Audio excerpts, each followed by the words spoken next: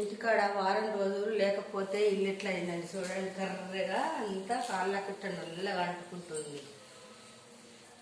వారం రోజులు వచ్చేసరికి ఎట్లా అయిపోయింది ఇల్లంతా.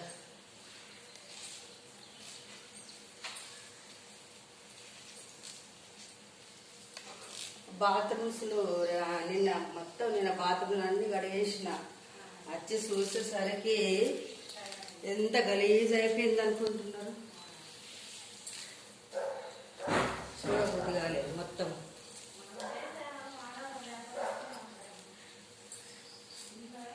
ఆ బాత్రూంలో అంత గలీజ్ అయిపోయినాయి. బాత్రూంలో ఇల్లంతా నల్లగా అయిపోయింది.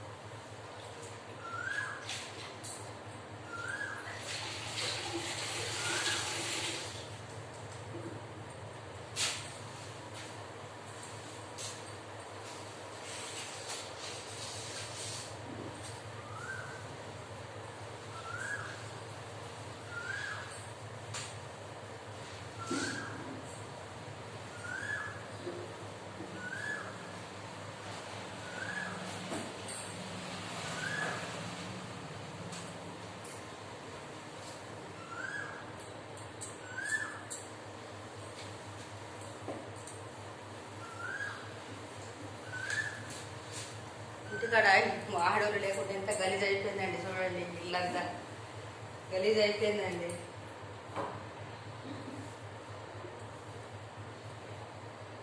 మొన్న క్లాస్కి వెళ్ళినా కదండి, అందుకే ఇగో ఇల్లంతా ఇట్లా అయిపోయింది.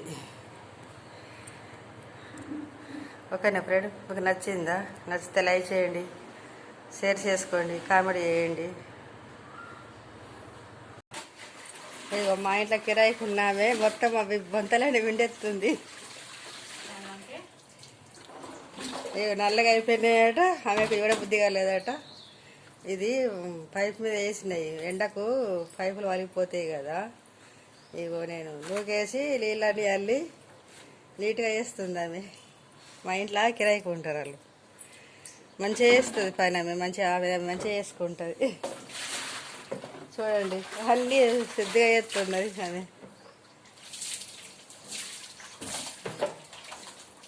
మీ ఇంట్లో ఇట్లా వేస్తారా ఎవరైనా? కిరాయికున్న వాళ్ళు? మా ఇంట్లో ఉన్నామే వేస్తుంది. మీకు నచ్చిందా అండి? ఓకే ఫ్రెండ్స్, చేస్తుంది అండి ఆమె మంచిగా పని. ఆకిలి ఊడ్చుడు, నీళ్ళు పట్టుడు చేస్తుంది. మరి ఇంత పెద్ద ఇల్లుకు ఆకిలికి నాతో ఒకదాంతో ఏడవుతుంది. చెప్పినప్పుడు కిరాయి ఉన్నప్పుడే చెప్పిన నేను, ఆకిలి నూకి నీళ్ళు పట్టాలా ఆకిట్లా అని చెప్పి సరే అని పడుతుంది. ఇక ఆడికెళ్ళి నూకి వచ్చి చేసేసరికి పగలవుతుంది. 1-12 అవుతుంది సాయి తాగే వరకు. అందుకోసమని ఫస్ట్ చెప్పిన ఆకిలి ఊడ్చి నీళ్ళు పట్టాలని చెప్పిన. అందుకే పడుతుంది, నీళ్ళు పడుతుంది, ఆకిలి నొక్కుతుంది, మంచిగా వేస్తుంది పని. ఆమెకు ముగ్గులు రావు. ఒక నీళ్ళు ఆకిలి నూకి నీళ్ళు పడుతుంది. నేను ముగ్గు వేసుకుంటాయి ఆకిట్లా కడపల మీద వేసుకుంటాను నేను. ఇక